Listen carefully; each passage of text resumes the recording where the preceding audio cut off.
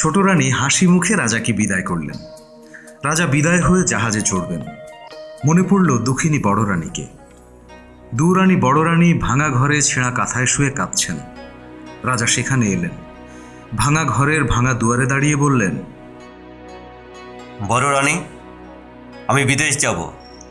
ছোট রানীর জন্য হাতের বালা, গলার মালা, পায়ের মল, পরনের শাড়ি আনব। তোমার জন্য কি আনব বলে দাও, যদি কিছু স্বাদ থাকে।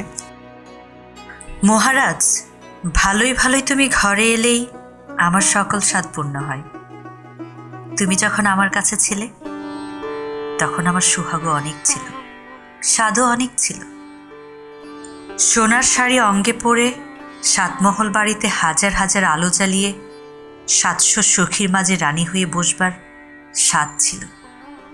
সোনার পিঞ্জরে সুখসারির পায়ে সোনার নূপুর পরিয়ে দেবার স্বাদ ছিল।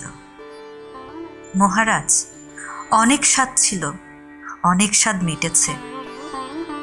এখন আর সোনার গয়নায় সোনার শাড়িতে কি কাজ?